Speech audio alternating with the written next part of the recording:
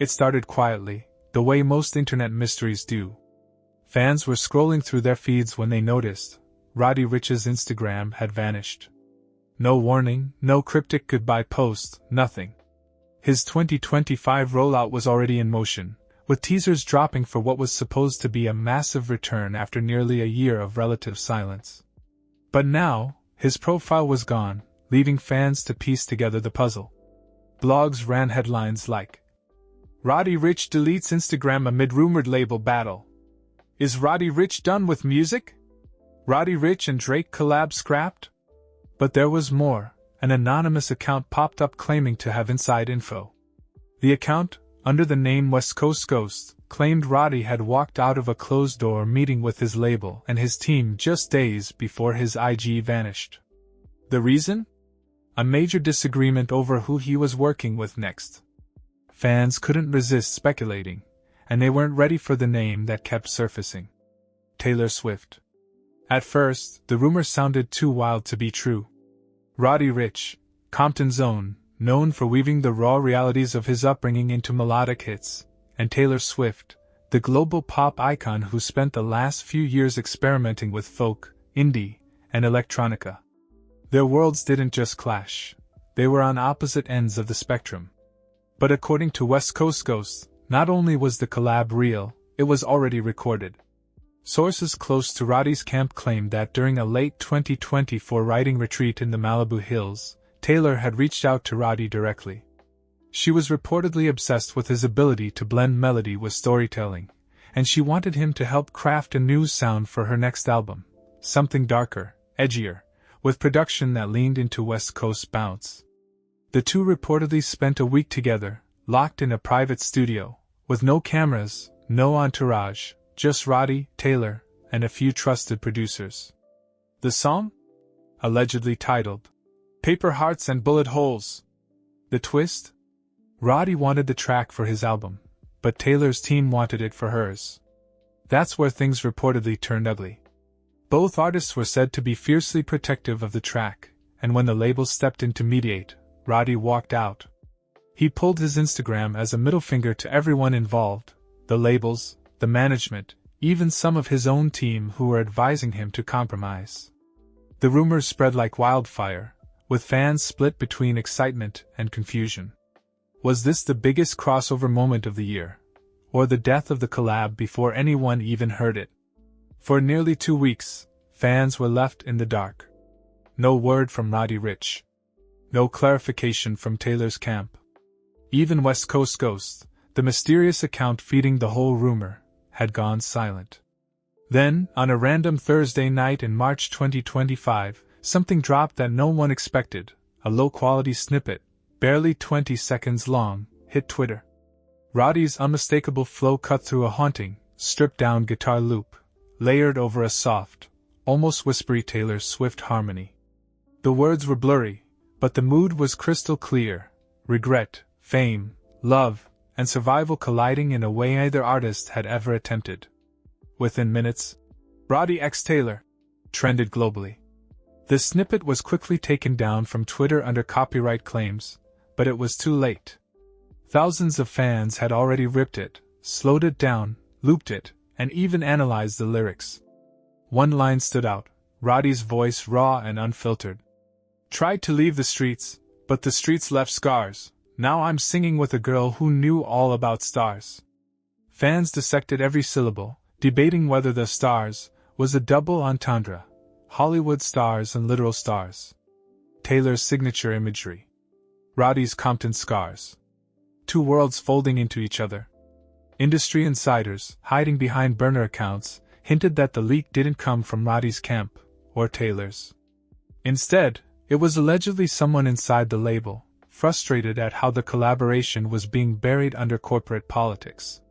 They wanted the world to hear what Roddy and Taylor had created, even if the powers that be didn't. The leak created a new problem: who owns the song now? Roddy had reportedly wanted it for his album. Taylor's team wanted it for hers. But now, it belonged to the internet. Fans were hooked. Was this the start of a new creative alliance, or the unraveling of it before it even began? After weeks of silence, speculation, and fan theories running wild, Roddy Ricch finally reappeared, but not in the way anyone expected. He didn't return to Instagram. He didn't drop a press statement. He didn't even post a cryptic tweet. Instead, he popped up on Taylor Swift's TikTok.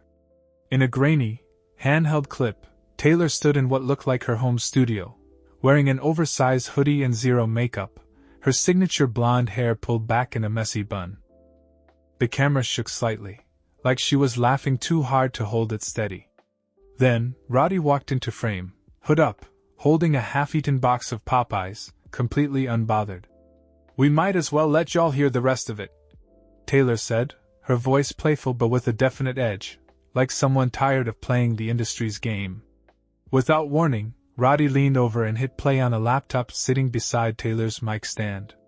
The unmistakable beat from the leaked snippet filled the room, but this time, it was the full song. Fans barely had time to process before the TikTok cut off, leaving nothing but a caption. "Midnight. Everywhere." That was it. No label logos, no PR team approved hashtags. Just two artists taking control of the narrative themselves. The internet lost its mind. Was this an official release? Was this some kind of rogue drop, outside both Roddy's label and Taylor's notoriously Loctite management? No one knew for sure, but fans didn't care. The leak had already built so much hype that "Paper Hearts and Bullet Holes" became the most pre-added song on every streaming platform within hours.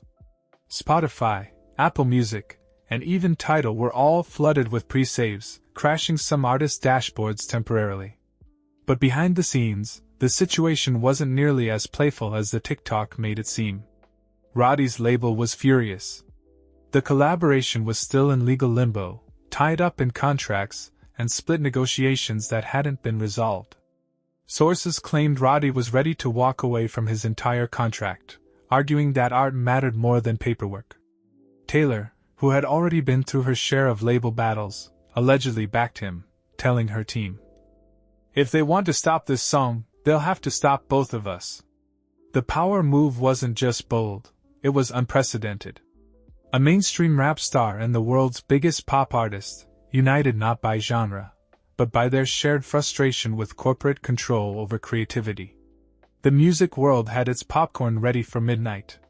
When midnight struck, "Paper Hearts and Bullet Holes" hit every major streaming platform, but something was immediately off.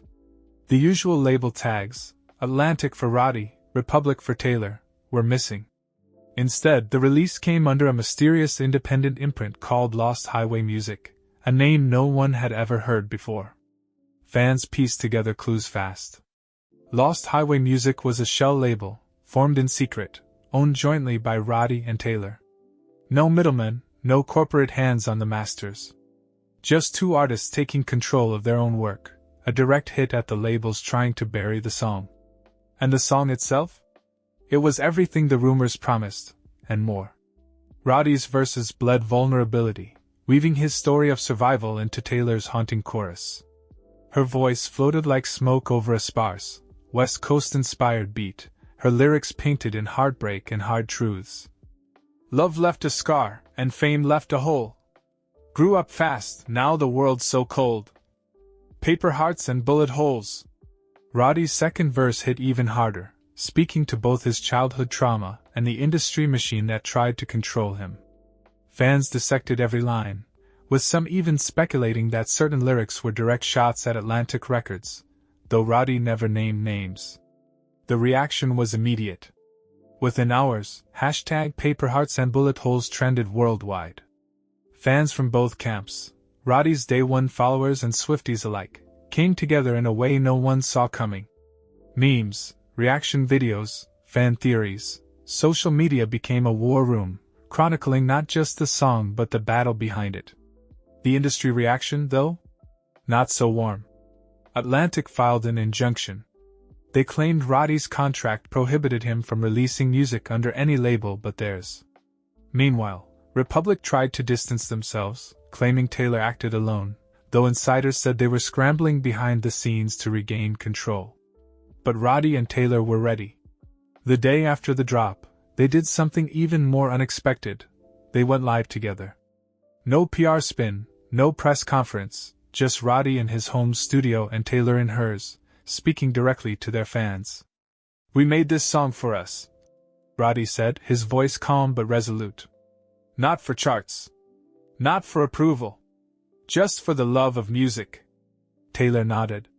"We've both seen how the business can get in the way of creativity. This time, we're taking the power back."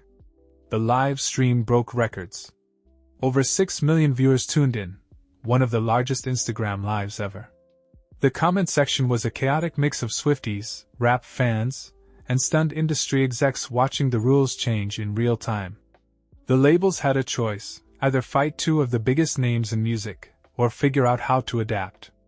In the weeks that followed, Paper Hearts and Bullet Holes topped every chart, not just because of the drama, but because the song itself was a masterpiece. Critics praised it for its rawness, its seamless blend of two worlds that rarely crossed. Some even called it the defining collaboration of the decade. Roddy and Taylor didn't just release a song, they fired the first real shot in a larger war: artists versus industry. And in 2025, the artists were winning.